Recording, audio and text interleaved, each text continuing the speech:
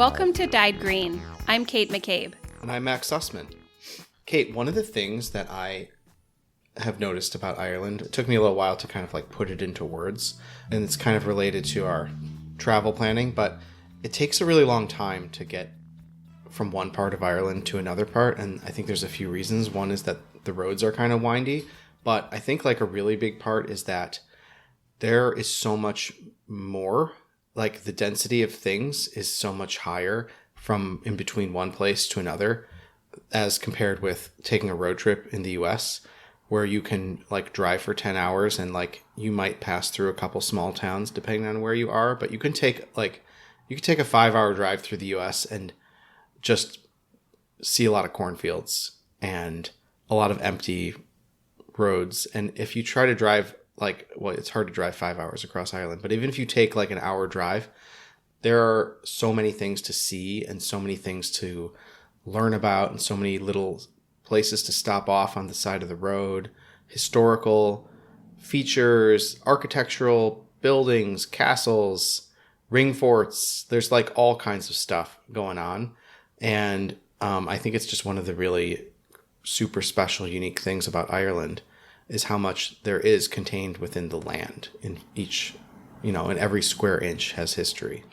Well, if I'm being honest, the first thing that came into my head when you started to talk about this, other than a dumb joke about scads of things, was something that I saw somebody mention online last week, and I'm not sure if this is a tangent that you really want to go into at this moment, but when you talk about castles and you talk about history and archaeology in a place like Ireland where you see all of this stuff, someone online was making a point about the way in which the colonizers who came to the United States destroyed a lot of that stuff that you could see. And so part of the reason why they did that is not that there weren't ancient sites or ruins worth visiting in the United States, but it was because it helped create this narrative that the United States was starting from scratch, so to speak, or to underpin this racist narrative that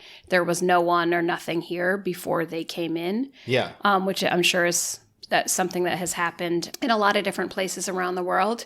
So that's the first thing that came to mind when you said that. And I would imagine that there are perhaps archaeological sites across the island of Ireland that were damaged or destroyed during British colonization. But then that also makes me think about trees and deforestation. Yeah, I mean, it's a lot. It's heavy. Yeah. Yeah, well, it's like from my relatively banal observation about how there's a lot of stuff to see in Ireland if you're driving across nooks and crannies. The nooks and crannies. There are, you can actually, from that observation, arrive at a whole bunch of really interesting points of analysis and political history and just, a deeper insights into why that is the case. So I think far from being a tangent, what you were just talking about is really quite important and super relevant. And the way that each country and the way that different cultures deal with their archaeological history is really important. We do interview a lot of chefs because food is a big part of what we do.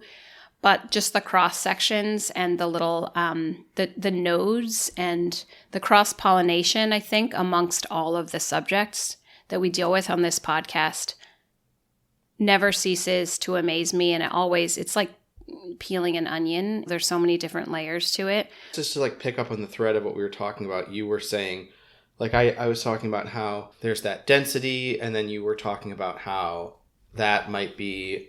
When you compare it to other places, there's, a historical and political implication there.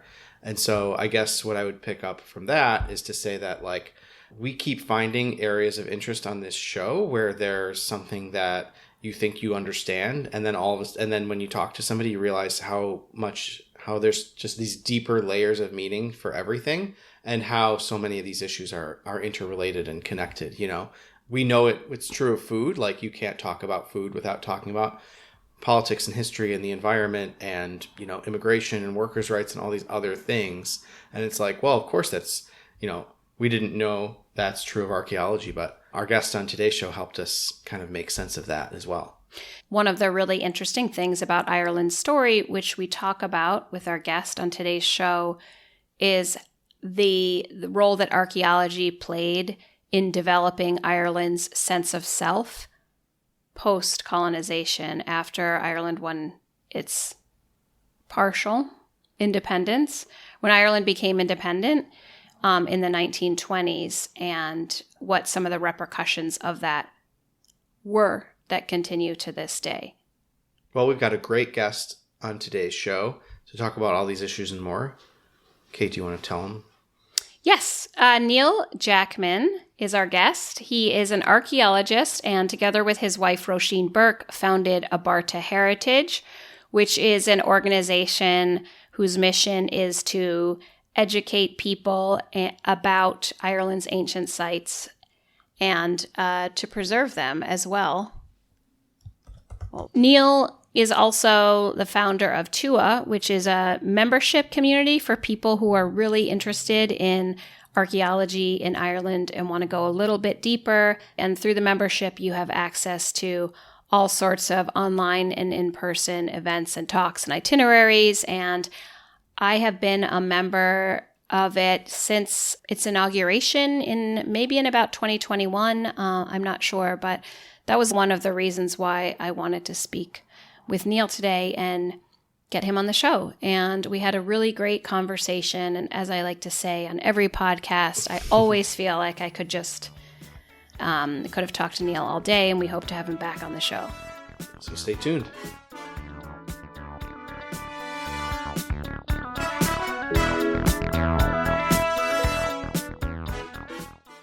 Neil, welcome to Dyed Green. It's great to be speaking with you this morning. Thanks very much, Kate. It's like to be talking with you as well. I was wondering, actually, if you could start off talking a little bit about yourself and how you found your way to archaeology. Yeah, well, I guess the first thing people might kind of clock is that my accent's a weird one. Right. So I'm originally from the northwest of England, a town between Liverpool and Manchester, in that kind of big industrial sort of wasteland, if you like. But I went to university in Wales, and a lot of my good friends happened to be Irish when I was at university. There was a really good number of Irish people there. And when we finished, things were just beginning to start over here in terms of big developments like road schemes and things like that. This was back in the late 90s. So I came over expecting maybe to stay a couple of weeks, maybe the summer.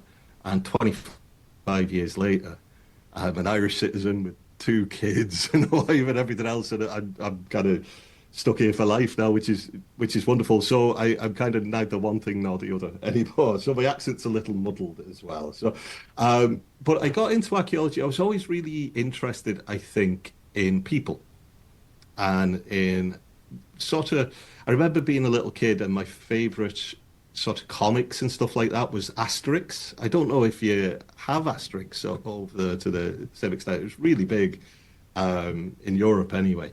And so it was all about the Roman Empire and this, that, the other. So I got the bug, and it's just stayed with me ever since. It's that curiosity about people, but also the sense that archaeology, in a sense, allows you to consider different worlds and ways of being that you don't often get through other means. In terms of, they're all modern humans too, biologically.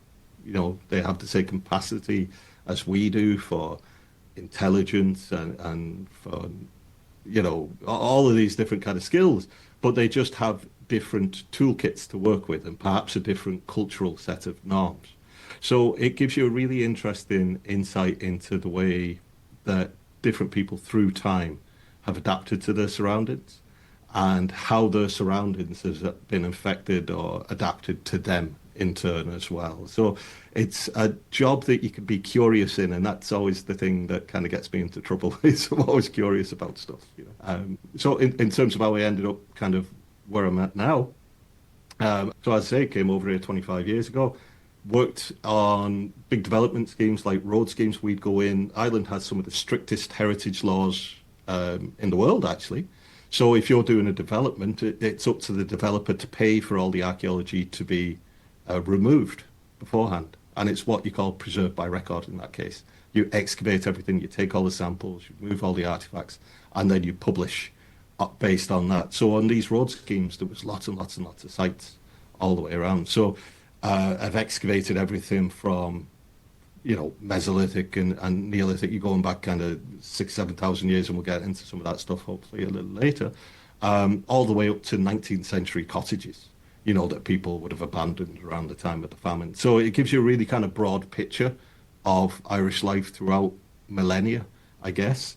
And then because most of the work that we were doing was largely built around development, of course, 2008 comes along, the worldwide crash. Construction stops dead. You go from a good few thousand archaeologists to maybe about 100 still working in the space of a few months. It was total decimation, really.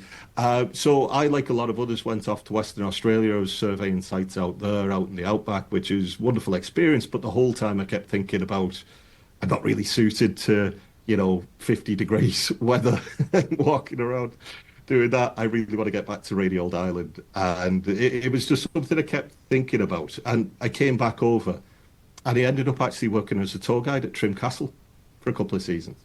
And that was a really interesting change for me, because what we were doing then was you have in front of you, you're doing a number of tours every day. And on that tour, you could have, it could be a busload of people over from America coming in, and they want to look around. It could be families. It could be, I remember looking over once, and there's the professor of medieval archaeology at UCD was on a tour, and with his family. So you're constantly learning how to tailor the story of a place that has a big story and lots of technical history and all of this kind of thing. How do you tailor it to different audiences? How do you read the cues of the people in front of you when they're getting a bit bored and they want to move on, or they just want to find out about where the ghost lives and all of this kind of thing? So I started getting really interested in what you call public archaeology, how we communicate the story of the past. And out of that came Abarta Heritage. That's a company I founded with my wife, Roisin. And what we do there is it's basically looking to help communities to tell the story of a place, or looking to help guide people through the process of things like conservation, if they want to be the ones to either protect a monument or learn more about it as well. So we work with a lot of local authorities. We work with groups like the Heritage Council and National Monument Service and people like that. And we do a lot of things like free audio guides and stuff that people can download and listen to if they want to go around, the Aran Islands and things. And it also led me then to do a podcast series myself called Amplify Archaeology, which is where I get to talk to people much smarter than me, who are specialists in various aspects of Irish archaeology, and just have a conversation with them and kind of pick their brains a little bit. That's really fun. And we now do something called Tour as well, which is more directly aimed at the general public too. So I've realised I've been kind of going on and on for ages, but we do quite a few different things. And I guess it's all built around how do we take the technical information we know from archaeology and how do we communicate that in a way that people can find really interesting and engaging without being swamped by all of the detail, if you like.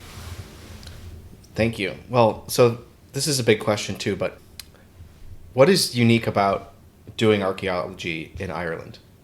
In particular, really curious about not just what you unearth while doing the archaeology, but how it came to be that developers are responsible for the work of preserving the sites that they're unearthing, and how those two things are related. Yeah, I mean, I think, a lot of this, it's a really big question, and other people might be able to answer it more coherently than I can, but I'll take a good stab at it, because I think some of this is rooted in the story of Ireland in terms of Ireland being colonised for a very long time and then developing its own emerging identity. So it had a very long history. But when you get to people like Yeats, for example, the Gaelic revival and things like that happening, Ireland is searching for its own identity and a way of establishing that Ireland is a different country to England or Scotland or Wales is partly through its archaeology. So from the very origins of Ireland being a state, it's been interested in archaeology, and it's been carrying out research projects and excavations. People like the Harvard mission came over, I think that was in the 1930s, and carried out excavations here as well. And all of this has helped to kind of build on some of the sense of place that Ireland has in of itself. And to this day, Ireland is actually quite different in some ways to our neighbours in Britain. For example, metal detecting, which is something that is largely legal with certain limits in the UK, is almost completely forbidden in Ireland. You need to have a license to do so, and the only way to get a license is to be an experienced archaeologist and go through all of that. And the slight difference in thought behind that is, in Britain, it's almost a little bit more of, well, if as long as you get the object that you find recorded, it belongs to you, and you can sell it if you want, or, you know, you can keep it if you want. Whereas in Ireland, anything archaeological is the property of the state. And that, I think, is a really nice Republican ideal. And I think there's a lot of people in different countries that would look to that as sort of a really good model to have. So the past belongs to every citizen of this country. It doesn't belong to some rich guy who happens to own a castle that his family have held for, 1,000 years. It belongs to all of us equally. And the custodians of that, the right people to mind that, are the National Museum of Ireland and the National Monument Service in helping them as well. So it's kind of, it's a difficult question to answer in a sort of a simple way, but I hope that gives a little bit of a sense of kind of how it's a little bit different perhaps to some other countries. Yeah. Yeah, for sure. So you touched on a couple of things there that resonate with me. I didn't know the detail that you mentioned about the developers and the archaeologists, and it is reminding me of the story of the fairy bush and the roadway that was built around where that fairy tree was. I don't remember I think it was maybe in County Clare. That's exactly where it was. A few years ago that, Eddie Lenahan was involved in. Were you working on that? I was working on the road scheme. I was brand new at the time. I was like 21 or something. So I was one of the archaeologists working on the scheme. And that was a little further down the road, the fairy tree. We'd already excavated a number of sites that way. And fair play, he did get it. He did persuade the council to move the road around it. It's and that's the thing in Ireland. There's a story of there's a monument around practically every single corner of the state.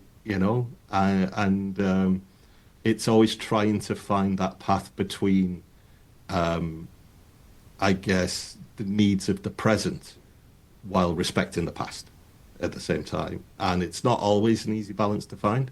And sometimes it goes completely the wrong way. For example, Wood Quay would be a really famous example of that. That's a place in Dublin where they uncovered, they wanted to build new civic offices, and they uncovered the whole, pretty much the whole Pike in Dublin, right in the centre of Pike in Dublin. It was beautifully preserved. And that was partially excavated, not fully excavated, and they ended up putting the civic offices in. But it led to a huge backlash then. And it led to lots of people out marching and protesting and all of that kind of thing as well, So it's very much this constant sort of balance between these two things, the past and the present. And that's something I think is quite interesting about archaeology as well. It's always political to some degree, because you're dealing with people. Yeah, and then I guess on that same note, something else that you mentioned Yeats, who was one of Ireland's most famous writers and poets, and he also wrote a book of Irish folklore. And I was curious about your thoughts on how you balance or integrate the rich folklore of Ireland and the mythology traditions with history and archaeology, because I know that some people attract tourists and others are attracted to sites, historical sites, like Newgrange, for example, perhaps for more maybe metaphysical reasons than they are for the archaeology. And I was just wondering if there was any tension there for you, in your opinion, or if you just think it's another opportunity to bring people in to educate them about archaeology and history? Brilliant question. Okay, it's really good. And again, it's one of those that I could go off on about 100 tangents.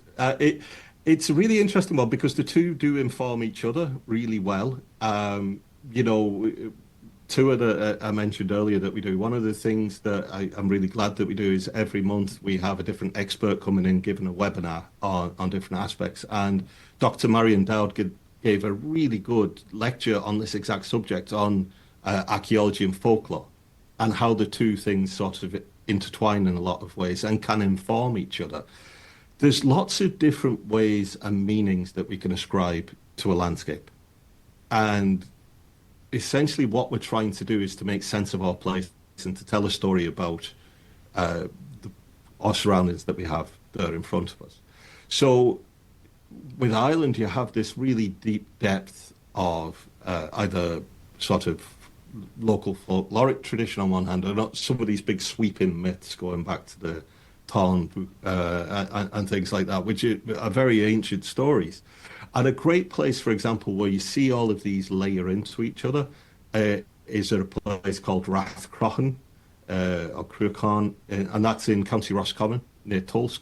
That's where Queen Maeve of the Tarn was, you know, and you've got features there. For example, there's a cave called Owen Nagat, the Cave of the Cats, and that's said to be where the Morrigan is. It's said to be one of the gates to hell, a doorway to the other world, where all the sort of the other world comes through at Halloween and all of this kind of stuff. So you've got all of these different meanings, and at the same time, it's an archaeological monument because when you go down into the cave, you can see it was a souterrain. It was a man-made passageway at the front, and there's an olm stone which forms the lintel, and that olm stone says, when it's translated, Freyach, son of Maeve. You know, so you've got a reference there to a really old story written in stone, so that you got kind of the archaeology blending perfectly in a sense. And in that way, we're quite similar to some other countries as well, like ancient Greece, for example, where these things kind of layer up on each other. And I don't think, on the big picture side of things, I don't think that there shouldn't be, people can sometimes get too quick to put things into different categories. This is only the right sort of information we want, and that information doesn't count. Well, in fact, what it is a way of understanding the way that people have told stories about that place, and sometimes the stories that they've told has led to the site being preserved. You know, for example, Ireland is one of the best preserved early medieval landscapes in Europe by far. We've got something like 60,000 recorded ring forts, which are the homes of people who lived in the early medieval period, kind of well-to-do families, if you like. We've got something like 60,000 of those, and part of the reason of that is because for generations people referred to them as fairy forts, that they were the places of the Dinashi. That's where to mess around with them, to cut trees down in them and things like that would bring terrible bad luck. So that sort of belief has helped to preserve some of our sort of fragile monuments in many, many ways, you know, and that's kind of imbued everywhere. Now, there are little conflicts at the edges in some cases, and particularly in more recent years.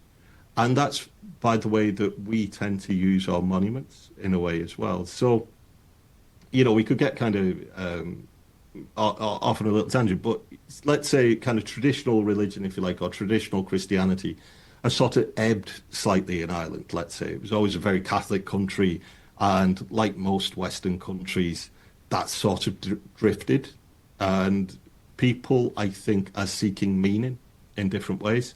So you can find at times of the year, like midsummer, coming up to the midwinter solstice and things like that, now people will start lighting fires and things. You know, the 1st of May, Bealtaine, people would light fires in the middle of monuments, and that could do great damage to the site, you know. Or they leave food offerings, and that can attract rats and things like that, you know. And again, you're kind of making it an unsafe place for people to visit and so on.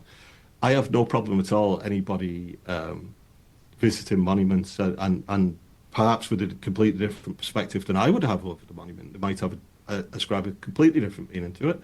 but as long as they don't interfere or impact the monument itself, So it's those little kind of edge cases. I think, that's part and parcel of there's a lot of people looking for things and looking for meaning and looking to interact with these places, but perhaps they don't quite appreciate how vulnerable these sites are in some ways. And I think that's partly incumbent on us as archaeologists to help to communicate that and to say, well, look, you can be here, you can have a great interaction, but perhaps we need to think about how you interact it. So we're coming up to the winter solstice right now, and people might be familiar with Newgrange, that incredible Neolithic passage tomb in the Boyne Valley. It's 5,000 years old, and it has the solstice alignment. So at dawn, light travels up the passageway and illuminates the back chamber. If we get a sunny day, which, isn't always guaranteed in midwinter in Ireland, right? But just up the road from me here, there's another site called Knockrow. It dates to the same time period as Neolithic passage tomb as well.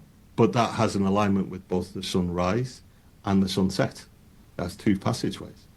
And for years now, if you go there at midwinter solstice, what you'll meet is the local community giving out mince pies and mulled wine. You'll always meet a handful of archaeologists, including Professor Maurice O'Sullivan, who was the guy who excavated the site. And you'd also meet now, there's a growing number of people of what you might call as blanket term pagans, or people of that sort of belief would attend there. And we're all there together, watching this event, watching the light travel up the passageway, in a site that meant something for a community 6,000 years ago, 5,000 years ago, is still making its presence felt and forming a place of congregation for us today, all those thousands of years later, So there's room, I think, for people to interact with the monuments and have fun there and enjoy them in different ways. It's not really for us to put a glass jar over everything and say, you can't touch that, but we just have to negotiate the how we interact is the only thing in some cases, Yeah, and I'm not sure if this is a comment or a question, but I guess I have mixed feelings about one experience that I've had in Ireland. Let me back up a minute. Like, every once in a while, I'll see an article about a monument that, maybe has been messed with a little bit, or some kind of mound that people were climbing on, or maybe teenagers were hanging out at. Mm-hmm. And one thing that I've noticed, a few years ago, I went to La Crue, we walked to the top of this hill, and I'm struck by how in Ireland there's a lot of places where you have these really ancient sites where maybe there'll be some kind of state signage telling you what you're looking at or what it is, but there's no sort of other kind of protection for the site, and there's no kind of park service employee that's there to make sure people don't mess with it. And on the one hand, I love the fact that you could just climb up a hill and find yourself in this amazing, gorgeous place by yourself, and there's not some kind of modern built infrastructure around it. And on the one hand, I love that, but then on the other hand, it makes me, and maybe this is because I'm American also, but it makes me feel a little bit worried about the site. I guess all of that is to say, I'm wondering if you think the government provides enough support or protection for these monuments, if you think that's generally a good thing that they're kind of left on their own, or if you think there should be maybe another layer of sort of supervision. That's a really good question. And it's the kind of thing that I spend my days worrying and fretting and trying to come up with a good solution, and there isn't a blanket solution. So one of the things that is truly wonderful about Ireland, as you say, is that in some cases you can hop over a fence, if the landowner has given permission, or if there's a sign there, it generally means you can go over a fence and you can go and see a site that might be 5,000 or 6,000 years old. I remember Lough Crew in particular, actually. Unfortunately, it's been closed up the last couple of years because it's structurally beginning to fail. And it's not the ancient monument that's beginning to fail, it was the interventions that were done in the 1950s, which means it's sort of becoming unsafe now, and it's quite a difficult thing to fix.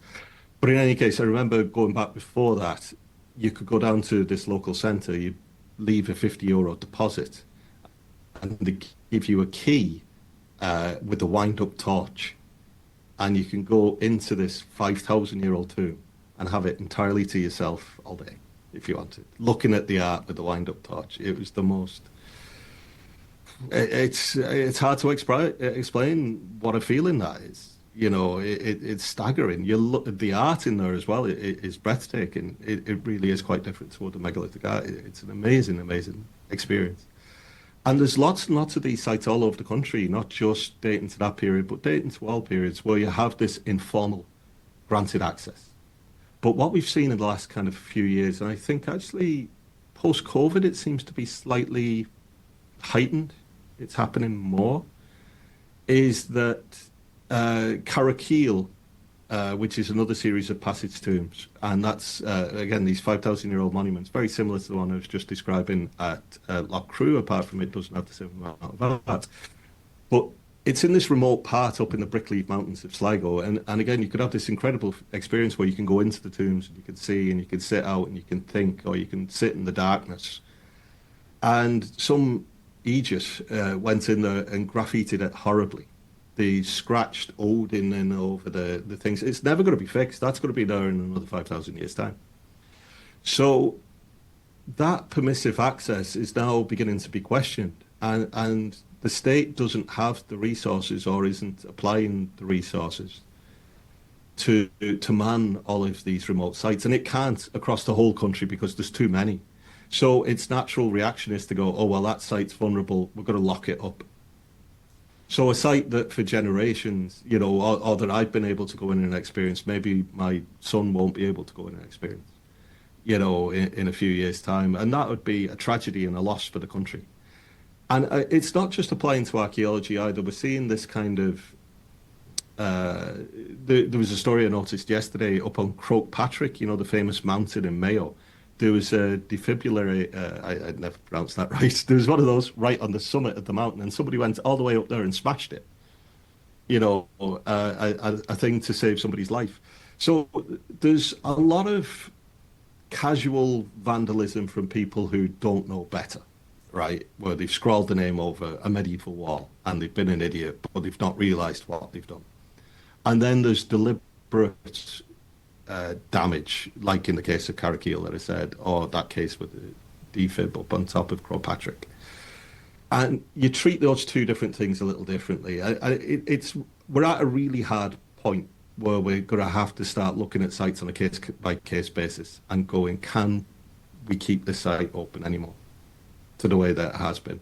Or do we need to put some kind of barriers, whether it's a physical barrier in terms of a gate, or that you can only access it with a tour guide? And I think central to this conversation, more than anything else, is the local community. And we've been doing lots and lots of work through the Adopt a Monument scheme and so on with the local communities to get them involved in playing an active role in the protection and the promotion of their local monuments, And I think they're the ones who have their eyes out. They're the ones who keep an eye out for things like people going in, drinking, messing, or metal detectorists, or this, that, and the other. They're the front line, really. And if we can get more communities on board, perhaps we can make it safer for a lot of these monuments. And perhaps by doing so as well, we get returns for the local communities as well. It creates opportunities for local tourism, for either local people being guides or cafes or things like that too. So there's not a straight, easy answer to say this is the wrong way of doing it. Every case is slightly different. But I do think what we do need to do now is to start making decisions about some of the monuments. Some of them really need help. The case of Carraquil, that was heartbreaking, and that site is really badly defaced. And there's now an attempt to put Carraquil and other sites in Sligo in for consideration for World Heritage status. And I think that'd be brilliant, because that would bring additional resources, additional focus, and additional value. It's getting people to value these places. I often think the best way of doing that is to get children involved as well. It's very hard to go in and destroy something that that your little sister or little brother loves. So if we can get kids involved with these places, and if we can make them real and interesting and exciting to them, I think that'll go a long way towards protecting them for the future generations as well. But every generation needs to negotiate these battles. Every generation we move forward, we leave some sites behind. That's just the way time passes, I guess. But I do think we need to start making some active decisions on some of these monuments. And I think we've just had a change of government here now. And I think there's lots of things, obviously, that you could criticise the previous government for. But we did have an active Minister for Heritage who understood heritage and cared about it, and finally started resourcing parts of it and getting staff back into organisations like the National Monuments Service, who are the ultimate guardians of a lot of these sites. And I think we need to do some of those infrastructural things as well to kind of make sure that sites are protected, and when somebody does misbehave, that there's consequences for them.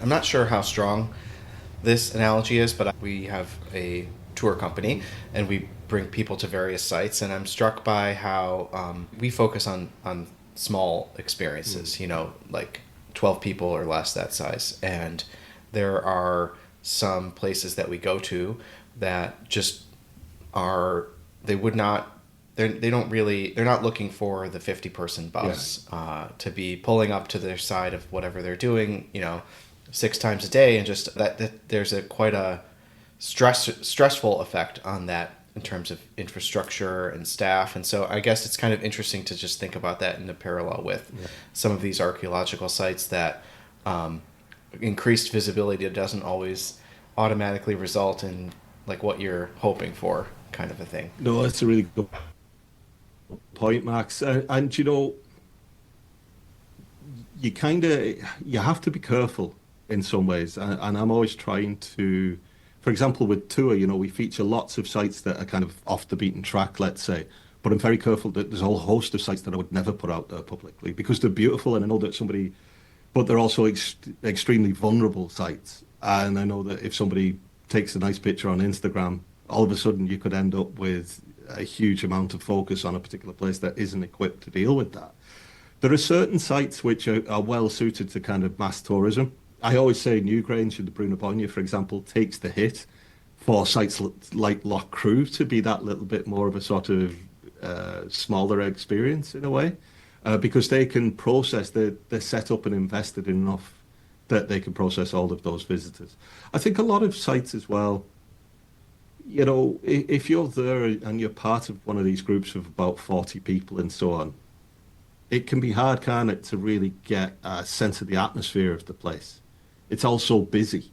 There's so many kind of things going on. But with your kind of small groups, or when you're there by yourself, or just a couple of people, you can sort of dwell in the atmosphere a little bit more. And all of these places have their own particular feeling to them. And I kind of feel like the ones where you get that kind of mass tourist kind of flying through, they are spectacular sites and they're popular for a good reason.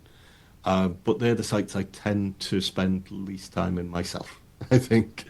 But yeah, it is always that sort of balance between, and it's the thing we try to focus on as well, like yourselves, is that sustainable tourism is really, really vitally important. Is it good for the tourist? Is it good for the monument or the place that you're bringing them to? And is it good for the local community around there as well? And I think if you can tick each of those boxes, then you've got a site that's wonderful. In some cases, as great as the place may be, it's just not set up for people to come and see it. I'm thinking of offshore islands like Inishmurray or Inishkeys and things like that, which are wonderful, unbelievable places, but they're just not set up for people to go. And by people going, you're kind of, you got to kill what you love, in a sense. I always remember I was in the Valley of the Kings in Luxor, and if you go into Tutankhamun's tomb, some of the walls at the time, this is going back a number of years now, but the walls were black with mold. And the reason the blackwood mold is lots of visitors, including myself, walking in there and breathing and just walking around, you know. It all takes a toll, it all has an impact. So we must always kind of consider that when we're thinking about places with sites. Well, it's sort of reassuring to know that there are some sites that you are keeping a little closer, Yeah. you know, to your chest, to cards to your chest in terms of like not putting them all out there. You know, one of the things that we always talk about when we bring people to Ireland, and is that you can't understand the food culture of a place or of a people without understanding the history and the political culture. Yeah. And then the reverse is true, which is that you can learn a lot by studying the food history of that place. Do you find that in archaeology, in some of the sites you've worked on or written about, are you able to share a little bit about what you've discovered in terms of the food history and what that meant about how people lived back then and how that relates to today? Yeah, for sure. I mean, it's a really interesting one. I know far less about today's food than I watched food in the past. You know, with two little kids, you just don't get out the house. You know, you end up eating the same things that they would eat every day. But like, when we're thinking about food, you know, people's lives in the past, through pretty much all the eras, were taken up by one extreme or another by either food production or preparation. You know, and whether they're the kind of the farmer who's out ploughing the field or minding the herds, or sitting in the roundhouse endlessly grinding cereals into flour using a quernstone. You know, it's basically, to an extent, it is existence. You know, so a lot of what we find and study in archaeology is food related. And it's interesting to look across the span of history. We might do that in a little while if you find that interesting about kind of some of these aspects. But, you know, when we're thinking about what kind of evidence we find related to food in archaeology, it can be the food itself or the waste products from it. So like animal bones, for example, would be a really straightforward one, or carbonized nuts that have been in a fire, or cereals. Or it can be, as I say, the ways that it's prepared. So it could be pottery, or it could be quernstones for grinding grains. Or, like, I was very fortunate, one of the sites I excavated was a mill that dates to around about 650 or 750 AD. And it was perfectly preserved. It was made of wood, it was made of oak, so you had the wooden chute going down into the undercroft where we found the wheel and all of this. And everything was perfectly preserved below the surface of the bog. So you could still see all the axe marks from 1300 years ago on the timbers. It was unbelievable, you know. But again, that's all about food sort of management, if you like, and creation, you know. You can also find evidence in less savoury places like cesspits, particularly in urban settings like Dublin, you know. And you get to know what the Vikings were eating that way, what kind of preserved in their poop, things like seeds passing through them. Or it could show things like their health, like parasites, you know, and our bones ourselves, our skeletons tell a story of what we ate, you know. So we can do isotopic analysis on the teeth, for example, and that tells us about what they were eating as a child, because enamel locks in the isotopic signatures from food and water, and it doesn't change over time. So you can find out if people were mainly eating marine things like fish, were they mainly eating high proteins like cattle and things like that, you know. And there's actually, you know, there's a really good book actually that's only just come out by the Royal Irish Academy, and it's called Irish Food History: A Companion, and that kind of really, have you got it? Yeah, it's wonderful, you know, and it really kind of covers a lot of this sort of stuff really, really nicely. But a couple of the other aspects of food in sort of in the past in Ireland it's sort of fossilized in a lot of ways, or it's imbued into our landscape, into our culture, into our language. So if you think of the name for road in Irish, it's boa, which means cow path, essentially. You know, and that shows how important cattle and dairy were to the economy for, you know, thousands and thousands of years. And people's very status was made up of how many cattle they had. And in the names of places as well, I'm sitting here in Clonmel, Clonmela, the meadow of honey, you know, which I again, you know, the Irish Beekeepers Association have a particularly big branch here in Clonmel as well. So we keep up that tradition as well for the past. And as a little sort of segue, bees are really interesting. Some of these niche subjects I find fascinating. Like there's a distinct set of early medieval Irish laws related to bees and their management. Really important saints like Gobnet are associated with bees. There's this great story that her monastery was being raided, and she held the beehives at the time were a lot smaller than our beehives today, but she held up this small beehive and she said a prayer, and all the bees kind of issued forth and chased off the raiders and things like that. So all the way through kind of Irish history, going back to the very earliest origins that we have here in Ireland, food is central to us understanding the story of how people interacted with the landscape and how they lived their lives as well. And through the ages, feasts and high occasions, they're always marked with food and drink, much as they are today as well. So, but we've got evidence going back, 33,000 years or so of food production and preparation, which is astonishing. Yeah, that's really incredible. Yeah, so we bought this book when we were over in October, and I've only just started reading it. It's massive, as you probably know. But I thought it was really interesting because it says that the earliest recorded food that they found evidence of was venison or for meat, which I was really surprised about. I know there are deer in Ireland, but I wouldn't have thought, people just don't talk about venison. Yeah, it's not something you would think of as being part of kind of Irish cuisine. Yeah, you wouldn't. And it's interesting as well because it's reindeer that they were eating. It's reindeer venison. Oh, really? Yeah. Dr. Ruth Carden is doing some wonderful work on this at the moment. And these bones were found butchered. You could still see all the cut marks on them. And they were found at Castlepoop Cave, I think it was, in County Cork. And they did it to 33,000 years ago. And then you see that earliest sort of story of Ireland, we don't know as much about because Ireland was so kind of covered with glaciers during the Ice Age. It kind of scrubbed clean a lot of the surface, if you like. But some of the work in caves and Ruth's Irish Cave Bones project is really casting a light into figuratively and literally a very dark place, in our understanding. Another really bit of, I think, fascinating evidence, which is a little bit more recent, if you like, it's only about 10.5 or 11,000 years old, is the patella or kneecap of a boar, a brown boar that was found in a cave in the Burren, which had clear cut marks on it again. So you're wondering, are they eating this?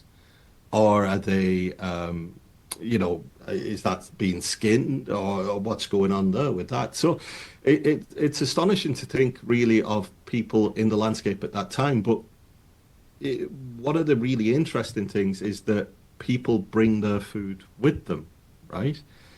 So if we go back to one of the eras that we know a bit better than the very ancient history, is what you'd call the Mesolithic period, right? And that's the period that you'd associate with hunter-gatherers. And that's running from about 8,000 BCE to about 4,000 BCE. So roughly 10,000 years old to about 6,000 years old. Okay. And at this time, people are kind of moving around the landscape quite a bit. But because of the Ice Age and so on, and how prolonged it was with Ireland, Ireland is quite species poor in comparison to even Britain or France and places like that. We didn't have as many wild animals running around as they did. So Professor Graham Warren's done some really interesting work here. He's got a great book called Hunter-Gatherer Island, and he suggests, and others suggest as well, that the first people coming over to Ireland in this hunter-gatherer era brought with them wild boar. Can you imagine coming across the sea in a little coracle or something with a boar in the middle of it? It'd have to be a piglet, really, wouldn't it? You wouldn't want a full-size one. But they also made use of things like the rivers as well and our coastlines, right? So our earliest kind of substantial settlement is at a place called Mount Sandal, which is on the banks of the River Bann in County Derry. And there they were using the salmon runs, these great kind of migrations of salmon. And that was a really important part. They're eating things like eels. If you go around the coast, particularly the west coast, places like Sligo, West Kerry and places like that, you might find the remains of middens eroding out of sand dunes. That's these great big mounds of discarded shellfish, So they using that, you can find carbonized hazelnuts and stuff as well. And there's even, if you go into the National Museum of Ireland, which I think is incredible, I think it was found in County Dublin, you can see the Clowenstown fish traps. It's on that kind of Meath-Dublin border. But these are these wicker baskets that people are using to trap eels and fish in the River Liffey, I think around 7,000 years ago, which is astonishing. But then life changes dramatically with the Neolithic, with our first farmers. Will I go on about them as well, or what do you think? Yeah. Sure, yeah. Yeah. Yeah. So the Neolithic period in Ireland, we tend to think of that from dating from about 4,000 BC, so about 6,000 years old, to about 2,500 BC. And these are the first people to start farming, and it appears to be, it wasn't the hunter-gatherers that learned how to farm. These are people coming from the outside with the knowledge of farming. And they brought with them, again, animals. They're the first people to introduce cattle and sheep, likely goats as well, pigs too, as well. And they were the first people to start sowing crops, emmer wheat and things like that as well.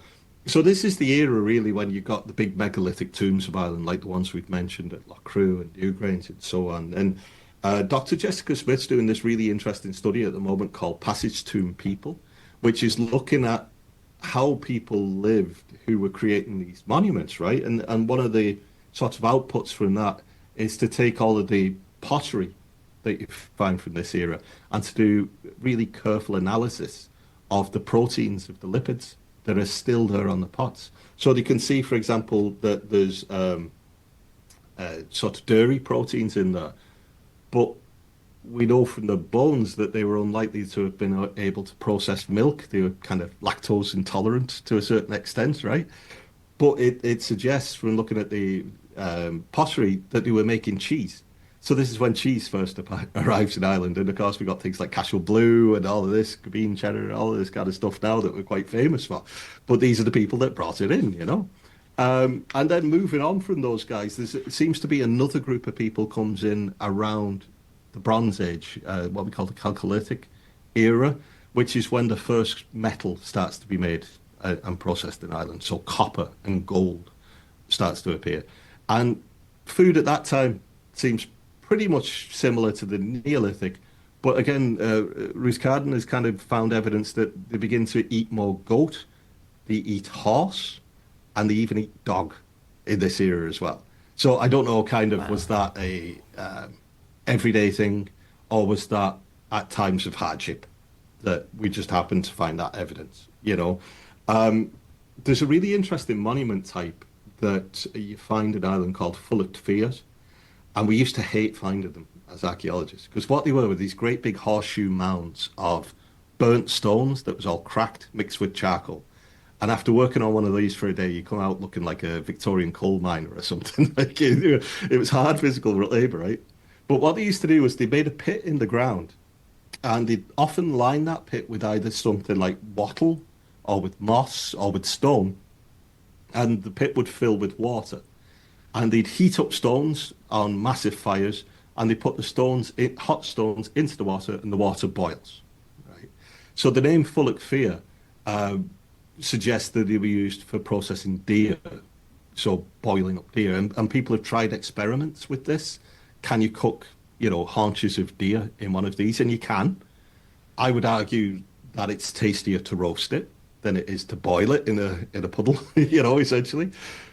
But I was part of a really nice experiment some years ago with Dec Moore and Billy Quinn, who proved that you can brew beer in these. And the beer was actually really nice as well. It was a little bit like a Weiss beer kind of thing, and it was rocket fuel. It blew your socks off. So you can imagine on a cold, dark night in the Bronze Age, sitting around a fire with a few jars of this, it would be pretty good. So you kind of get these little clues around. And another thing that we find in Ireland, which is, I think there's one or two elsewhere as well, but it's very much an Irish thing, is bog butter. Have you heard of bog butter? I'll come across that in the National Museum. Yeah. So I think there's like 500 or more been found. So it's people essentially over a very long span of history burying butter in the bog. So sometimes it's in like a wooden sort of keg sort of an affair. Sometimes it's like wrapped in leaves and so on. And the reason why they were doing that is it's sort of unknown. Perhaps it was to keep it fresher for longer. Perhaps it was to hide it. Perhaps it was valuable. But like when you see it now, it's kind of like this white solid mass. Doesn't look very appealing. Apparently, a friend of mine found some, and apparently it really smells quite bad when you find it. As you would, 3,000-year-old dairy product is not going to smell that good. But, they could have been offerings to the gods as well. So again, you get these kind of clues about food and what people were doing over time through archaeology.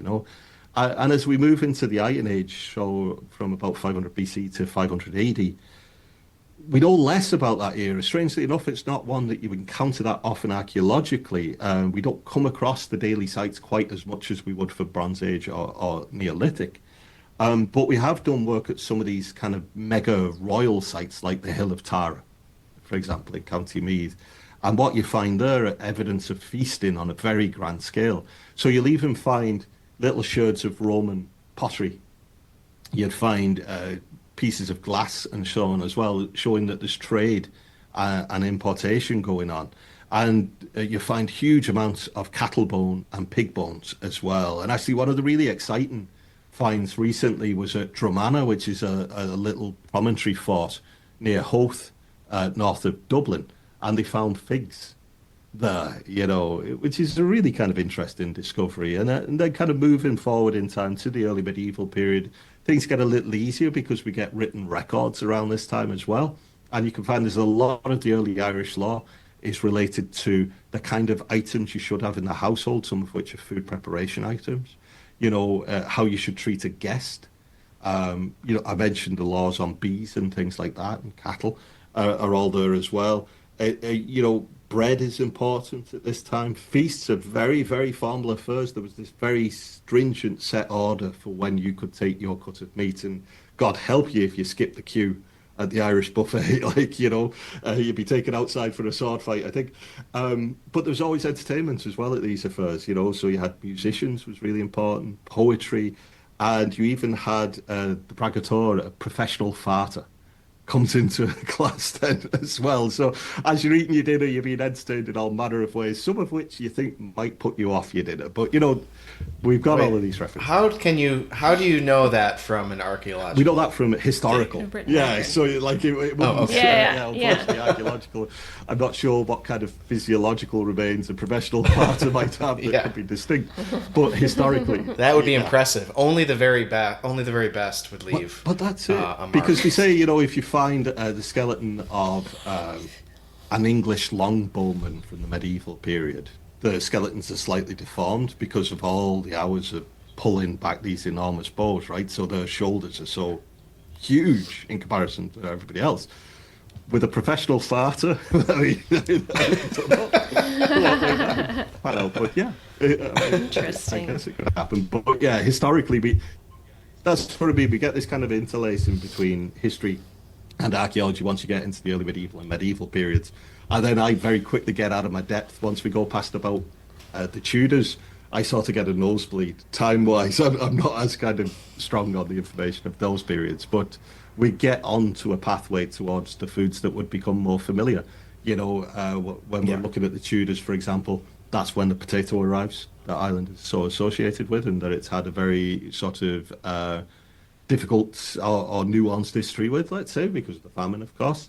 But you're also getting, as sort of Ireland begins to become under the thumb of empire, let's say, it opens the door to the world's food in a way that hadn't happened previously, at least for the upper classes anyway, So that radically changes diet as well. So, yeah. Well, that was a great overview. Appreciate that. 10,000 years or so. Bit of a whirlwind, but yeah, so fascinating. Do you have a question? Do you have like a favorite site that you've been involved with, or something that's revealed something to you, I suppose? Yeah, it's a good question. I mean, I guess I'm a bit of an omnivore giving a food analogy there, in that I don't specialize in any one particular period as such. I've got a healthy interest in pretty much all of it, but I kind of skew slightly towards the Neolithic. I was lucky to excavate a passage tomb up at the Hellfire Club, if you know that place up in the Dublin Mountains. But I'm also very interested in the early medieval and particularly the Vikings as well. And the Vikings are really interesting. And we're working with Waterford City and County Council actually on managing a site for them called Woodstown. And that was found back in 2003. And what it is a Viking long fort. Long fort means ship camp. So the Viking interactions with Ireland are quite, you can broadly put it into three raids. So three phases, I'm sorry. The first phase is this kind of hit and run raids. They're robbing all the monasteries, they're grabbing all the slaves, they're legging it, and they're going back.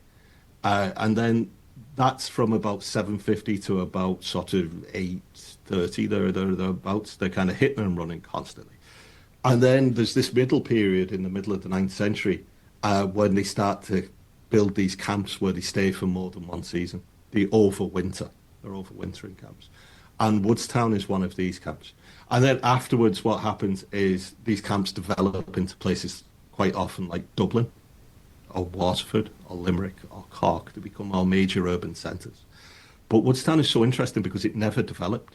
It's there as a very large encampment. We've been doing a number of surveys over recent years, and there's something like 60 buildings there or thereabouts there, so it's quite substantial. But if you visit there today, it's right on the Waterford Greenway, but there's nothing to see. It's all, because all the houses are made out of wood, the site was completely unknown before archaeologists bumped up against it when they were planning to build a new road bypass. The site was so significant, they ended up moving the road to preserve it in situ. They only excavated 5% of the site, and they found 6,000 artifacts, and they included coins that came from Iraq, amber which came from the Baltic.